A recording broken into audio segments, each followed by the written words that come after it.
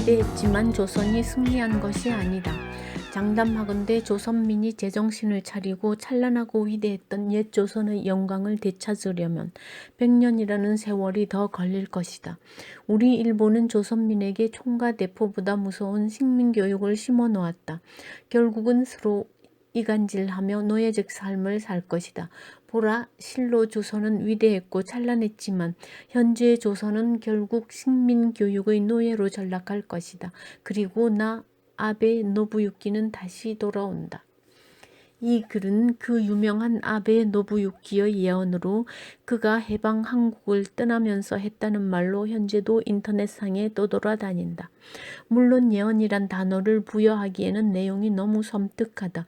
그런데 아베가 이런 말을 하지 않았다는 정보도 동시에 인터넷상에 떠돈다. 일단 아베 노부유키와 관련된 문헌상으로는 그런 문구가 나타나지 않는다고 한다. 그의 글을 다시 한번 더 읽어보자. 일본은 패배했지만 조선이 승리한 것이 아니다. 장담하건대 조선민이 제정신을 차리고 찬란하고 위대했던 옛 조선의 영광을 되찾으려면 100년이라는 세월이 더 걸릴 것이다. 우리 일본은 조선민에게 총과 대포보다 무서운 식민교육을 심어놓았다. 결국은 서로 이간질하며 노예적 삶을 살 것이다. 보라, 실로 조선은 위대했고 찬란했지만 현재 조선은 결국 식민교육의 노예로 전락할 것이다. 그리고 나 아베 노부유키는 다시 돌아온다. 우리 귀에 들어오는 문구가 어떤 것인가? 그렇다. 찬란하고 위대했던 옛 조선의 영광. 실로 조선은 찬란했고 위대했고 찬란했지만 자기보다 더 나은 찬란한 문화에 대한 시기와 질투가 서로시 묻어나는 이 구절이 심상치 않다. 나는 이 아베 노부유키라는 마지막 조선 총독이 이런 말을 진짜로 했는지 안 했는지는 관심이 없다. 왜냐하면 이 섬뜩한 문구가 내 귀에는 다음과 같이 들리기 때문이다. 사실 이 저주의 문구는 외계어로 된 것이다. 그래서 저 모든 단어들을 지구어로 풀이하면 다음과 같다. 일본이 조선에 식민교육을 심었지만 일본이 성공한 것이 아니다. 장담하건대 일본민이 과거를 청산하고 칼과 계다짝으로 약자를 유린하던 원시민에서 벗어나려면 1000년이라는 세월이 더 걸릴 것이다. 우리 조선은 무식한 쪽발이들에게 붓과 사상을 전해주었다. 결국은 그들은 스승을 물어뜯고 강난의 삶을 살아갈 것이다. 보라, 실로 일본은 초라했고 칼과 총에 날뛰었지만 현재 일본은 조선의 찬란한 문화를 시기 질투하여 혐한의 노예로 전락할 것이다. 그리고 우리 조선은 다시 일어난다. 저 외계인의 언어들 한 발짝 물러나서 다시 읽어보면 어디에 오류가 있는지 보입니다. 찬란하고 위대했던 조선이라. 지금 우리가 직면한 윤미향, 정의연, 이용수, 위안부라는 말들이 뒤섞인 이 현안도 한 발짝 뒤로 물러나서 바라보면 오류가 보입니다. 누가 무엇 때문에 누구를 위하여 그들을 이 정치판으로 끌어들여 왔습니까? 누가 상처를 긁어서 부스럼이 덧나게 했습니까? 제가 할 말은 딱 거기까지입니다. 오늘은 이왕 아베에 대한 이야기가 나왔으니 그가 누군지 한번 살펴보는 것으로 이 글의 의미를 두겠습니다. 아베 노부유키 생물년 1875년 1953년 정치인이며 군인입니다. 아베 노부유키의 아베는 현 일본 수상 아베 신조의 아베와 무관하다. 아베 노부유키는 1930년대 말 쇼와 시대의 일본 총리를 지낸 후 1944년 제9대 조선 총독으로 부임하여 재임 기간이 가장 짧은 총독이 된다. 그는 최악의 총독이라 할 수 있을 정도로 그의 재임 기간 1년 동안 온갖 해악을 저지른다.